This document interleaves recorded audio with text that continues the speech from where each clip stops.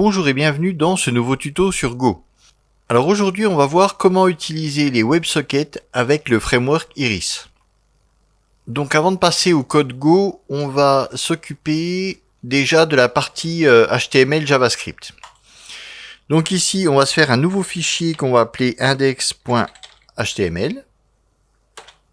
Donc on va pas s'embêter, on va tout mettre dedans. On va pas faire de JavaScript externe qu'on va lier, on va le mettre directement dedans, ce sera plus simple. Alors, on va se faire un nouveau document HTML5. Alors, juste ici, je vais mettre fr, et puis, ouais, à la limite, je laisse l'UTF-8, ça, on s'en fout. Et puis, ça, c'est pareil. C'était pas forcément utile. Voilà. Alors là, on va faire un truc tout simple. On va faire un input de type texte et qu'on va appeler ID. Comment on va appeler ça? Ben, on va l'appeler input. Hein. On va pas s'embêter. On va l'appeler input. Voilà. Ensuite, je vais mettre un bouton. J'ai pas button tout court, si, voilà. Alors, dans ce bouton, je vais mettre le texte send, avec une capitale, pourquoi pas. Et puis, je vais spécifier onClick. Oh, bon sang. Voilà. Donc quand je vais cliquer dessus, ça appellera la fonction send. Alors, j'aurais pu faire donner un ID au bouton et puis faire dans mon JavaScript récupérer le bouton avec un query selector et puis faire un add event listener dessus. Mais bon, du coup c'est la même chose. Et ensuite, je vais mettre une balise pré. Et dans cette balise pré, je vais mettre l'ID que je vais appeler output. Donc en fait, on va faire oui, c'est vrai que je vous l'ai pas dit. On va se faire un petit chat. C'est l'exemple traditionnel qu'on utilise avec des WebSockets. C'est un chat en temps réel. Donc ici, dans l'input, on mettra notre message et on l'enverra via des WebSockets quand on appuiera sur Send. Et à chaque fois qu'on recevra ou qu'on enverra un message, il s'inscrira dans cette balise pré, la balise output qui sera en dessous. Et ça nous permettra voilà, à chaque fois d'afficher les messages, que ce soit celui qu'on envoie ou ceux qu'on reçoit. Alors, c'est là qu'on va maintenant faire notre script et on va s'occuper de la partie WebSocket. Voilà. Donc là, je vais attaquer notre script. Alors, premièrement, ce que je vais faire var input qui va être égal à document. Non, c'est pas un query selector, c'est getElement by ID. Et puis ID, on va l'appeler input. Voilà. Et on va faire pareil pour output.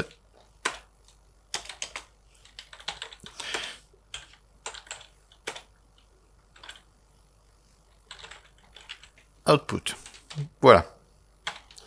Donc comme ça, j'ai récupéré mes deux éléments input et output, puisqu'on va en avoir besoin pour récupérer le texte. On va récupérer le texte de l'input et on va, dans output, on va mettre les textes qu'on aura envoyés et reçus. Alors oui, dans la précipitation, j'ai oublié un truc très important, c'est d'importer un autre script. Alors script src, voilà. Alors on va importer ce script et ce script on va l'importer depuis ici, iris ws.js, ws. Voilà. Donc cette route en fait, on verra tout à l'heure à quoi elle correspond. C'est un script qui est fourni par notre serveur. Donc on verra ça tout à l'heure quand on s'occupera de la partie serveur. Donc pour ceux qui ont fait du Socket.io, vous allez voir c'est quand même très proche. Dans Socket.io c'est exactement pareil. On a le serveur et on va se connecter sur une route pour récupérer un fichier JavaScript qui est généré par le serveur. Et donc vous allez voir, c'est fortement inspiré de Socket.io dans son fonctionnement aussi. Donc ici, justement, on va créer notre nouvelle connexion WebSocket. Alors ici, ce qu'on va faire, on va appeler ça Socket, hein, on va faire preuve de beaucoup d'imagination. Sera égal à New. Et ici, on serait tenté de mettre... on avait un truc genre WebSocket, je crois. Voilà. New WebSocket. Donc ça, c'est fourni par l'API de HTML5. Donc c'est un objet JavaScript qui est disponible sur tous les... Enfin, a priori, tous les navigateurs modernes. Donc ça, c'est l'objet classique. Nous, ce qu'on va utiliser, on va utiliser quelque chose qui va nous être fourni par ce fichier-là, par ce JS. On va utiliser l'objet WS. Alors, WS, et qu'est-ce qu'on fait avec cet objet? Eh bien, on va lui passer une URL. Alors, notre URL ici, ça va être WS, // donc pour les WebSockets classiques, localhost, alors ici on va y mettre un port, hein, on va faire comme d'habitude, 2.1234, et on va spécifier une adresse particulière, on va appeler ça soc, pourquoi pas. Après vous mettez l'adresse que vous voulez, hein, ça ce sera déterminé sur le serveur. L'important c'est d'avoir la bonne adresse, d'avoir la même dans le serveur et dans votre fichier, dans votre HTML client. Donc voilà, on ne va pas passer par l'objet WebSocket classique, on va utiliser un objet particulier fourni par Iris. Donc après, voilà, on se connecte de manière normale, hein, à la place du HTTP, on utilise WS. Alors bien sûr, si vous êtes sur un serveur sécurisé, si vous êtes en HTTPS, il faudra utiliser WSS, logique. Donc ici, on va utiliser du HTTP normal, donc on va rester sur WS, localhost, et puis une route particulière pour gérer des WebSockets.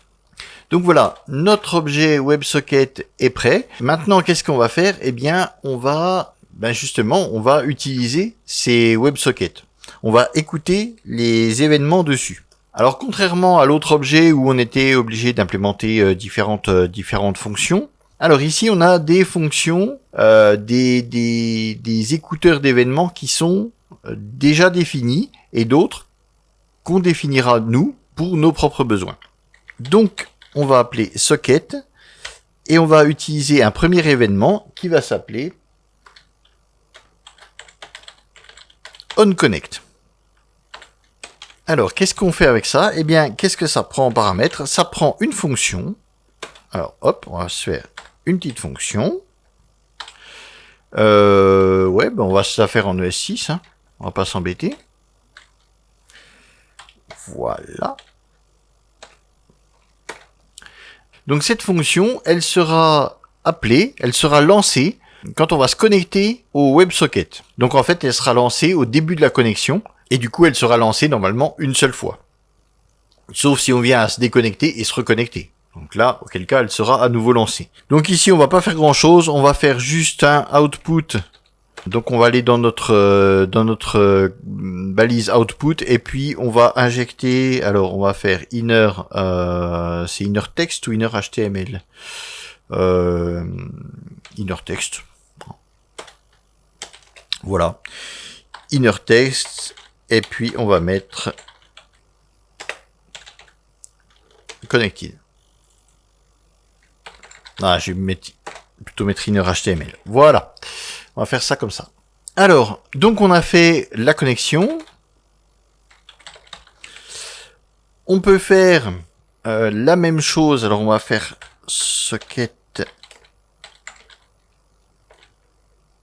disconnect.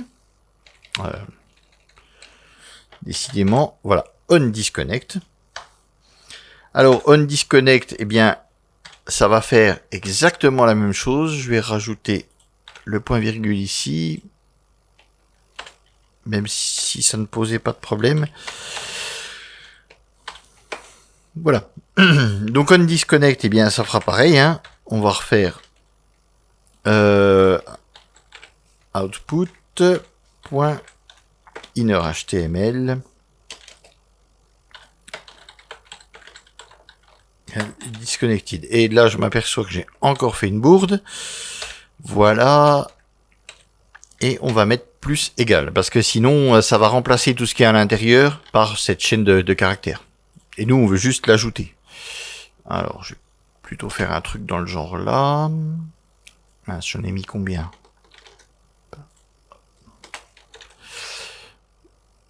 Voilà, comme ça on la verra bien dans notre objet. Voilà, donc rien de bien compliqué, on fait juste... ça va servir de trigger et à la connexion, à la déconnexion, on va pouvoir lancer ces fonctions-là. Donc on pourrait avoir des fonctions plus complexes. Hein.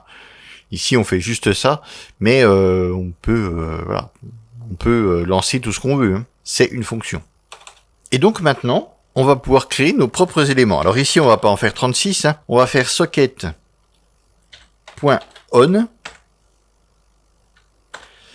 Et ici, comme au-dessus, on prendra une fonction qu'on va lancer. Et cette fonction, donc ici, onConnect, elle est lancée à la connexion. OnDisconnect, elle est lancée à la déconnexion.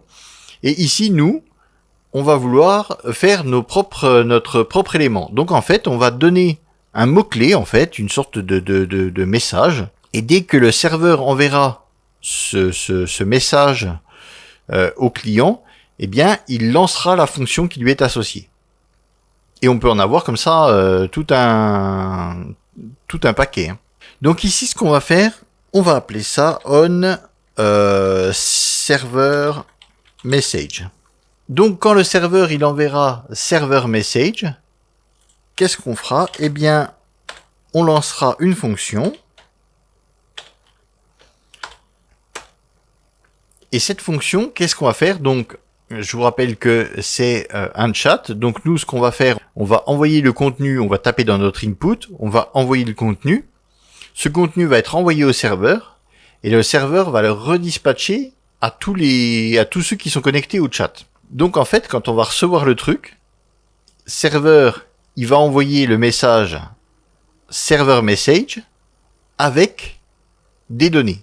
Ces données, ça va être ni plus ni moins que le texte qu'on va envoyer ici. Donc pour les récupérer ici, il faudra une variable. Donc cette variable, ça sera la variable, on va l'appeler MSG pour message. Ben, vous pourriez l'appeler comme vous voulez. Donc voilà, notre serveur il va renvoyer donc un mot-clé, un nom d'événement et une donnée. Alors ici, notre donnée, ce sera du texte. Ça peut être un JSON, ça peut être tout ce qu'on veut. Hein. Donc ici, ce sera simplement du texte. Et nous, qu'est-ce qu'on veut en faire? Eh bien, on va l'afficher dans l'output. On va faire output.innerHTML. Et oui, donc je vais l'ajouter à ma fenêtre. Alors je vais faire MSG. Et ce qui se passe, c'est que ça va être mis tout bout à bout. Donc je vais juste ajouter un retour ligne. D'ailleurs, je devrais en mettre ici. Je crois. Je vais en mettre un. Et puis disconnect, normalement il n'y a plus rien derrière, donc là il n'y en a pas besoin. Donc voilà. Quand ce message va être lancé par le serveur, on va donc à ce message-là, on va récupérer la donnée qui lui est associée, et puis on va l'afficher. On pourrait faire plein de choses comme ça, bien sûr. Ça reste du WebSocket, donc on a un événement, un mot-clé, un ordre, et on pourrait ne pas passer de données, et puis ici déclencher, à l'ordre, déclencher un comportement. On pourrait déclencher tout ce qu'on veut, on n'est même pas obligé de passer de la donnée. Hein. Donc là voilà, on pourrait avoir autant d'événements qu'on veut. Alors maintenant, ce qui nous reste à faire, c'est déclarer notre fonction send. Alors, on va faire une fonction send qui va prendre en paramètre, qui va prendre rien du tout parce que on va faire ça. Ouais, on va pas s'embêter. On va faire. Alors déjà, on va voilà, on va faire un inner HTML. Et on va ajouter... Alors, au moment où on va appuyer sur Send, nous, on veut quand même que ça s'affiche dans notre fenêtre de chat. Donc, on veut l'afficher dans le output. Donc, ce qu'on va faire, on va mettre moi. Ah ben, je vais peut-être... ouais, voilà. Moi, 2 points. Et puis, on va faire... on va ajouter le input value. Non, input value tout court. Hein, voilà. Et puis, je vais faire... Pareil, je vais remettre un... Décidément, j'ai du mal avec les points-virgules. Je vais remettre un retour ligne pour pas que tout soit collé bout à bout. Donc voilà, quand je vais envoyer mon message, il va prendre le résultat de l'input et il va m'afficher une chaîne avec moi 2 points et puis ce que je viens de dire. Maintenant, ce qu'on va vouloir faire, c'est envoyer ça au serveur pour que tout le monde reçoive ce que j'ai inscrit. Sinon, ça sert absolument à rien. Donc, on va faire socket. Et ce coup-ci, on va faire emit.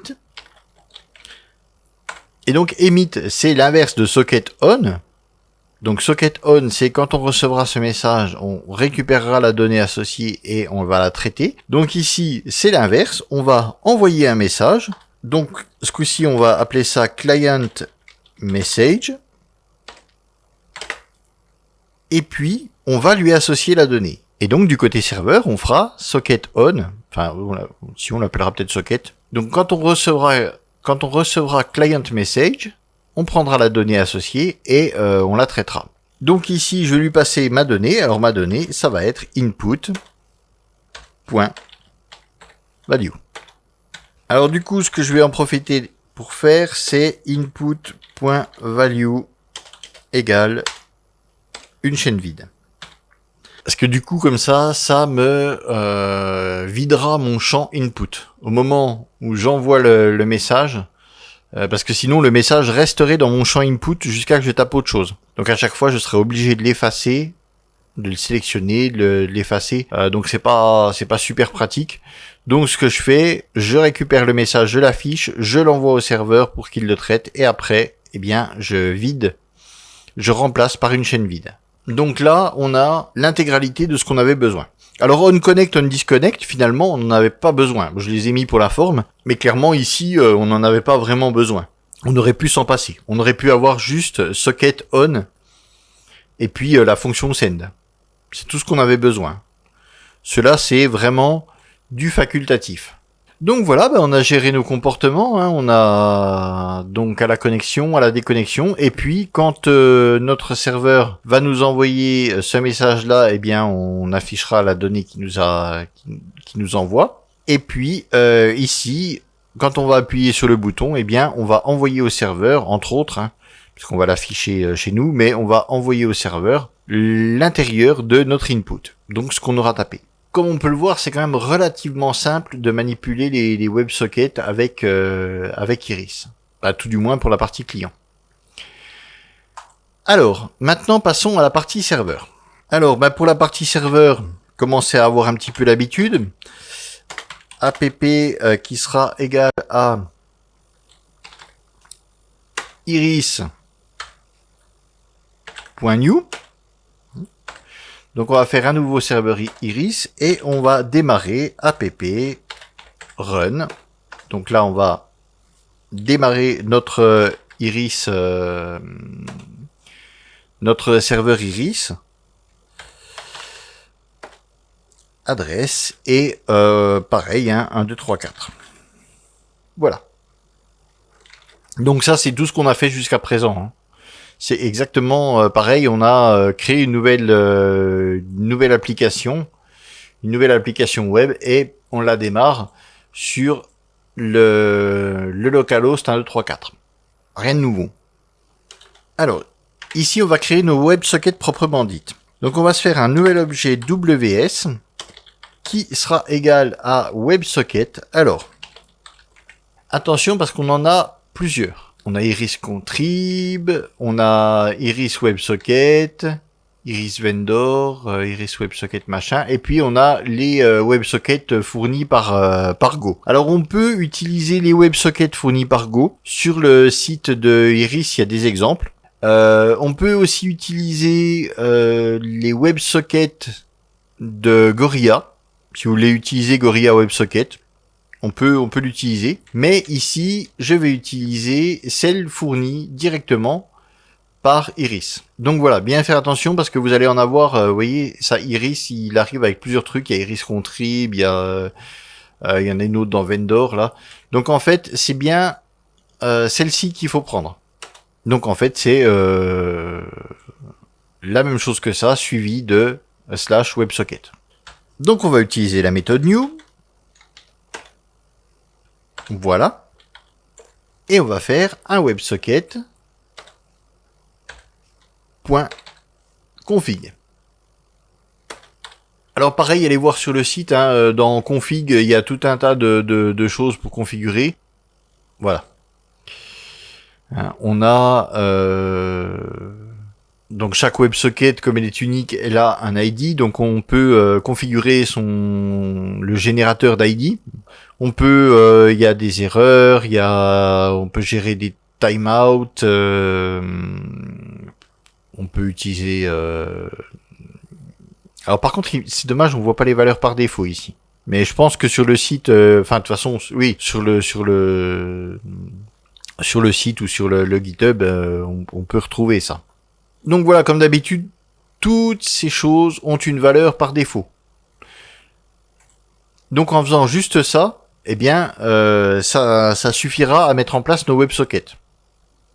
Donc avec config, en passant juste config, on a une configuration par défaut. Ce qui nous va ici très très bien. Donc maintenant, qu'est-ce qu'on va faire? Eh bien, on reviendra sur nos WebSockets après. Ici, on va déjà faire nos routes.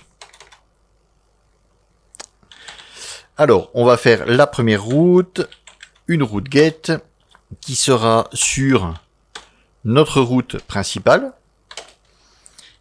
Et ici, eh bien, ici, on va faire... une fonction, alors une fonction qui n'aura pas de nom,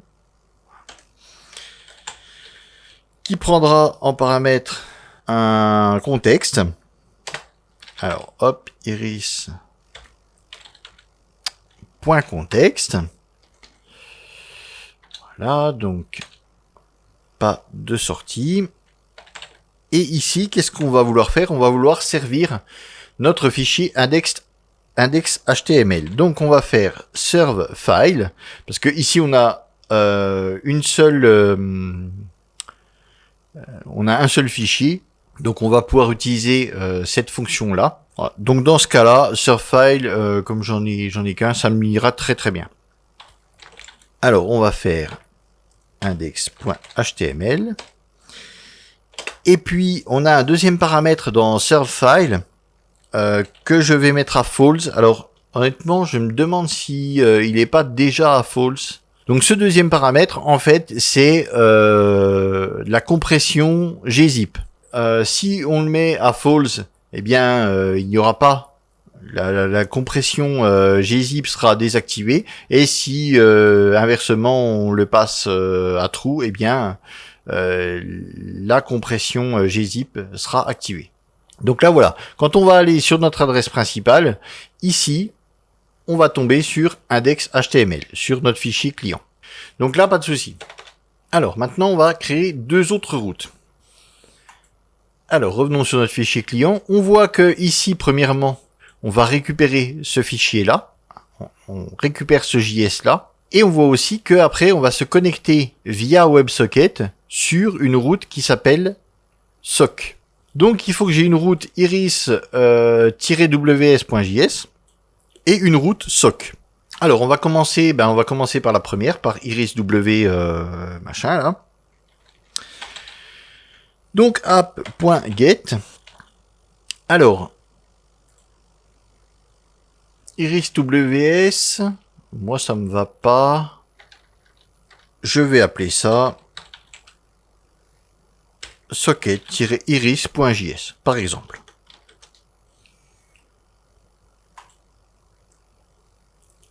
Alors, vous allez voir pourquoi. Voilà. Vous allez voir le pourquoi du comment. Non.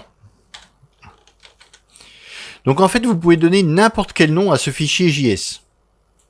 Donc ça, iris.js, c'était le fichier qui était c'était le nom qui était en exemple sur le site. Mais vous pouvez lui donner le nom que vous voulez, parce que ce fichier JS, il va être généré par le serveur. Donc en fait, le nom de fichier, enfin, il sera contenu dans le nom de la route, et vous pouvez l'appeler exactement comme vous voulez. Donc là, on est sur une route tout à fait normale. Donc on va faire funk. Alors bon, toujours pareil. Oh, mince. Désolé, j'ai une touche qui se bloque. Alors, donc notre contexte, iris contexte, comme d'habitude. Hein. Alors donc, qu'en est-il de ce fameux JS?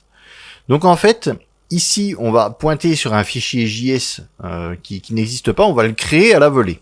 On va lui dire que, donc à cette adresse, on va dire que c'est un fichier .js. Et puis, qu'est-ce qu'on va faire? On va écrire le contenu dedans.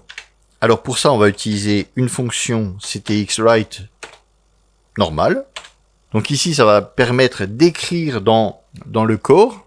On va écrire des données brutes, on va dire, dans le corps de cette page, qui sera un fichier JS. Et où est-ce que je trouve l'intérieur de ce fichier JS? Eh bien, c'est Iris qui nous le fournit via ses WebSockets. Donc on va réutiliser l'objet WebSocket de Iris et on a cet objet client source. On voit que ça nous renvoie à un slice d'octet. Et ça tombe bien puisque notre méthode pour écrire dans le corps de notre page, elle utilise un slice d'octet. Donc en fait, c'est Iris qui va générer l'intérieur du JavaScript, qui va le générer pour nous. Donc après, on n'aura plus qu'à le servir sur une route en disant que c'est un fichier JS. Mais le fichier JS, physiquement, il n'existe pas. Il est créé dynamiquement. Donc voilà pour notre premier JS. Et maintenant, qu'est-ce qu'on a? On a aussi une route pour aller se connecter via le protocole WebSocket. Donc cette route, elle s'appelle SOC. Eh bien, allons-y. Comment on fait ça? On va faire app. Alors ici, on va utiliser un any. Parce qu'on ne va pas utiliser une méthode get à proprement dite. On va pas utiliser un verbe HTTP pour se connecter puisqu'on se connecte en WebSocket. Donc en fait, on lui dit tout simplement de traiter n'importe quel type de connexion qui arrive sur cette adresse. Donc cette route, eh bien, on va l'appeler SOC. Alors maintenant, on va pas utiliser ici, on va pas utiliser une fonction avec un contexte. On va faire autre chose. Parce que jusqu'à présent, on a vu que on a créé une route pour aller servir notre fichier HTML. Donc là, pas de souci. On a créé notre route pour servir notre JS créé dynamiquement. Et on a quand même cet objet WebSocket qui est ce qui gère les WebSockets côté serveur. On ne l'a encore pas utilisé. On l'a déclaré, mais d'ailleurs, on voit que j'ai une erreur parce qu'il n'est pas utilisé. Donc à un moment, il va falloir que notre serveur passe par cet objet pour gérer les WebSockets. Donc c'est ici que ça se passe. Donc quand on va se connecter en WebSocket sur cette adresse, on va utiliser une fonction particulière, une méthode qui s'appelle handler. C'est tout ce qu'on a à faire. On va juste, je vais rajouter un espace pour clarifier un peu les choses. Voilà. Donc ici, comme c'est sur cette route-là qu'on a décidé de se connecter en WebSocket, on a une méthode particulière qui s'appelle handler et qui est sur l'objet WebSocket qu'on a créé. Et c'est ça qui fait que, quand on va se connecter ici, c'est ça qui va permettre de pouvoir gérer les WebSockets, de pouvoir communiquer via les WebSockets. Donc comme on peut le voir ici, donc là vraiment on a la partie serveur, là on a créé notre objet WebSocket, mais vraiment la gestion côté serveur c'est ça. Donc c'est quand même pas grand chose. Et encore ça c'est pour gérer, ça c'est uniquement pour gérer ceci. Donc ça c'est la partie serveur classique. La partie WebSocket c'est ceci. On va créer une route pour le JS. Donc c'est ce qu'on fait dans Socket.io. Socket.io on a aussi une route sauf que nous on la crée pas, elle est fixe, elle est définie. Ici on peut la changer comme on veut. Donc on va récupérer ça, hein, c'est ce qui nous permet d'avoir notre objet, voilà, notre objet de WS. Donc c'est ce qui fournit ce mécanisme-là. Et puis on va créer une route où on va lui passer comme handler, plutôt que de faire une fonction anonyme ou même une fonction normale, hein, qui gère le contexte et tout, on lui passe juste un handler. Donc ce handler, il est défini, c'est une méthode qui est déjà prédéfinie. Donc voilà, rien de plus simple. On voit que pour faire des WebSockets, finalement, c'est vraiment, avec Iris, c'est relativement simple. Alors maintenant, c'est bien beau, mais on n'a toujours pas géré nos connexions. Donc où est-ce que je vais mettre ça? Je vais garder cette partie-là, parce que ça n'aura pas grande importance. Donc en fait, je vais garder cette partie-là pour la partie serveur, on va dire. Puis je vais mettre ça au bout des WebSockets. Alors, on va faire WS. Alors, on va commencer par onConnection. Donc, onConnection, on voit que ça prend une fonction qui prend en fait une connexion. Alors, on va se faire ça. Donc, on va se faire une petite fonction anonyme. Et donc, sur les routes, on a une fonction qui prend un contexte, iris context. Donc, ici, pour des WebSockets, on aura un argument qui sera WebSocket.connexion. Donc un petit peu à la manière du contexte. Iris contexte et donc notre contexte, c'est tout l'ensemble du truc, les requests, les responses. Donc ici on aura une connexion. Donc cet objet connexion, eh bien c'est l'équivalent de ce qu'on a ici. C'est l'équivalent de notre objet WebSocket. Donc c'est vraiment lui qui va gérer toute la partie connexion. Son nom veut bien dire ce qu'il veut dire. Donc à la connexion, à chaque fois qu'un client va venir se connecter au serveur, on va créer une nouvelle connexion, ceci en utilisant une fonction qui prendra en paramètre cet objet connexion, qui est un petit peu le contexte de la WebSocket. Donc alors comment on va utiliser ça? Eh bien c'est très simple, on va utiliser C, donc qui va être notre connexion, et on voit qu'on a pas mal de trucs. On peut d'ailleurs récupérer un contexte, mais on a emit message, tout ça. Et on a une fonction qui s'appelle on.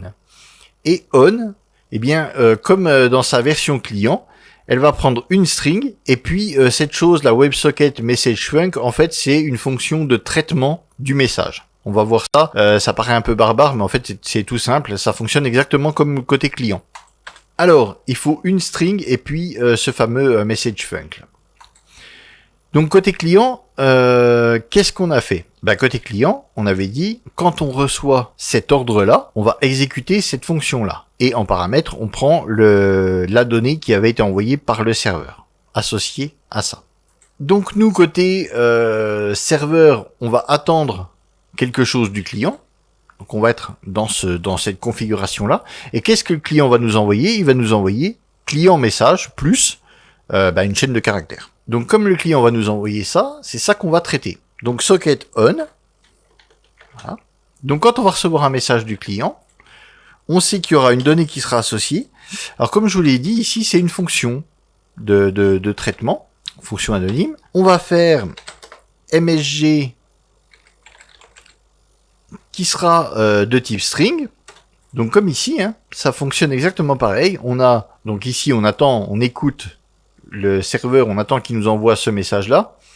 Donc ici, nous, on attend que le client nous envoie le message client. Et après, derrière, on a une fonction qui va traiter ce qu'on reçoit, ce qui est associé. Donc ici, pareil, on a associé un nom d'event avec une donnée. Donc ici, pareil, on a notre nom d'event, et après, donc on va faire une fonction qui va récupérer notre donnée, et puis qui va la traiter. Alors donc, qu'est-ce qu'on veut faire lorsque on va recevoir cet ordre-là? Bien nous, ce qu'on veut faire, on veut déployer le message qu'on a reçu, c'est le principe d'un chat, on va déployer le message qu'on a reçu sur tous les autres clients. Comment on va faire ça? Eh bien, on va utiliser notre connexion WebSocket, on va utiliser une fonction qui s'appelle to. Alors to, ça va nous permettre de spécifier des destinataires, entre guillemets. On va spécifier ici qu'on veut envoyer à toutes les autres connexions, qu'on veut envoyer un message. En l'occurrence, le message, c'est ce qu'on a passé ici, c'est ce qu'on aura tapé, nous, du côté client. Alors Iris, justement, a prévu aussi ce cas-là. On a quelque chose qui est déjà fait pour ça, qui s'appelle Broadcast. Donc WebSocket Broadcast, ça va être donc en gros toutes les autres connexions sauf la nôtre, puisqu'on n'a pas besoin de le récupérer. C'est pour ça que nous, de notre côté, on l'a affiché directement. Ce qu'on a tapé, il va s'afficher directement chez nous sans passer par le serveur, il n'y a pas besoin. Donc du coup, broadcast, ça va être déployer ce qu'on va recevoir ici. On va pouvoir le déployer sur tous les clients, sauf le nôtre. Donc ça, c'est le destinataire.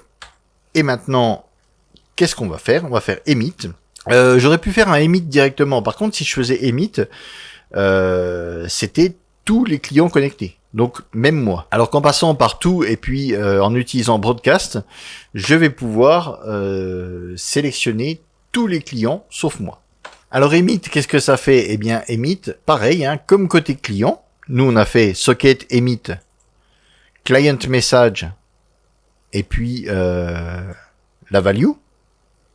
Donc c'est ce qu'on a récupéré ici. Au moment où on reçoit client message, eh bien on prend la value et puis on la traite. Donc maintenant nous ce qu'on veut faire, comme lui il écoute ici, voilà, non, on lui a dit quand tu reçois server message, eh bien tu prends la donnée associée et puis tu l'inscris. Et là on va faire pareil. Donc comme il écoute l'événement server message, eh bien on va lui passer server message, voilà. Et puis lui, il attend une donnée à afficher, et bien cette donnée, ça va être ni plus ni moins que le message qu'on a reçu ici. Donc MSG. Voilà, donc en fait, ici quand on va appuyer sur le bouton Send, on va envoyer au serveur, donc entre autres, hein, on va envoyer au serveur un ordre qui s'appelle Client Message, suivi d'une donnée. Lui, on lui fait écouter ici, quand il va recevoir l'ordre Client Message, donc envoyé par le client, hop, il va récupérer la donnée avec cette fonction et il va envoyer à tous les utilisateurs connectés sauf celui qui vient d'émettre le message. Il va envoyer l'ordre server message suivi de cette donnée-là. Donc suivi de ce qu'on vient de récupérer. Et les clients, quand ils reçoivent server message, eh bien, ils prennent la donnée associée et ils l'affichent dans l'output. Et donc voilà, ça y est, nos WebSockets sont terminés. Donc on va lancer notre serveur.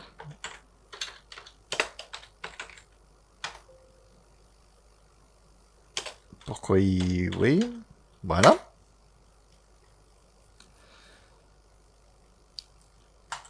On va autoriser l'accès. Alors je vais faire je vais faire 2 fenêtres. Voilà. Ce sera mieux. Alors, localhost 1, 2, 3, 4. Localhost 1, 2, 3, 4. Donc on voit que je suis connecté. Hein. Donc ici, si je mets salut. Voilà. Donc j'ai bien moi salut qui se met là. Donc ça, c'est ce qu'on a défini dans le client. Hein. On a dit, à l'envoi, tu mets moi plus machin. Tu envoies. Et puis après, tu vides. Donc c'est ce qu'on a là. Et on voit bien que le broadcast a envoyé juste au client. Le broadcast a envoyé en fait juste aux autres clients. Mais pas à moi. Donc quand j'ai envoyé salut, donc moi j'ai ma fonction qui me l'a affiché moi-même, mais je n'ai pas eu d'autres retours. Ça c'est ma fonction client qui me l'affiche. Par contre, lui, qui n'a pas, c'est pas lui qui a envoyé le message, lui il a reçu salut depuis le serveur.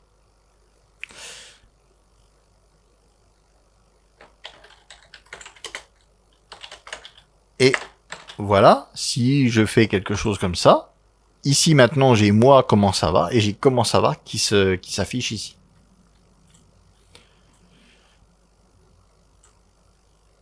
Si j'en rajoute un troisième, voilà, il vient de se connecter, je fais hop, bonjour les gens. Donc moi bonjour les gens et on voit que ça a été broadcasté sur les autres clients. Voilà, après hop, on remet ça. Voilà. Donc on voit que ça fonctionne très très bien. Donc pour ceux qui font qui ont déjà fait du Socket.io, ben ils seront pas dépaysés parce que ça fonctionne plus ou moins pareil. Donc voilà, Iris, nous simplifie quand même pas mal la chose.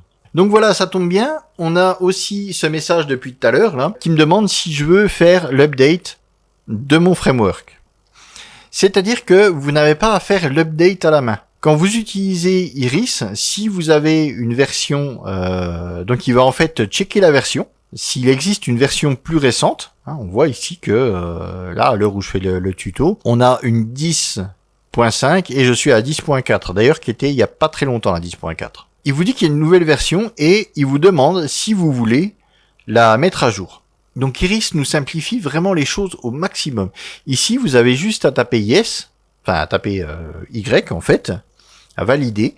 Et donc vous attendez et vous allez voir, il va télécharger des composants, il va refaire son petit bazar. Et quand vous allez relancer Iris, Iris sera à jour. Donc après, vous n'êtes pas exempt de vérifier la compatibilité sur le site. Certaines fois, il peut y avoir avec les nouvelles versions des problèmes de compatibilité avec d'autres paquets que vous utiliseriez. Mais voilà, tout simplement, il vous tient au courant des évolutions du framework et juste en validant, eh bien, vous pouvez le mettre à jour. Donc c'est ça qui est intéressant avec Iris, c'est qu'il a été vraiment conçu pour prendre en charge le maximum de choses. Et pour que vous en fassiez le minimum finalement. Donc ici, ben moi je vais le couper, voilà. Je ferai ma mise à jour plus tard. Donc voilà pour les bases des WebSockets avec Iris. Donc bien sûr il y a plein d'autres possibilités. Hein. Là tout ce qu'on a fait c'est mettre en place les WebSockets. Mais déjà la mise en place elle se fait relativement simplement. On a vu qu'on pouvait faire ça de manière relativement simple. Surtout là ici au niveau du broadcast qui demanderait de pouvoir stocker les connexions et d'itérer dessus. Que ici on fait ça de manière toute simple. Donc eh bien voilà pour cette fois. Ben moi je vous donne rendez-vous pour un prochain tuto la semaine prochaine. Salut!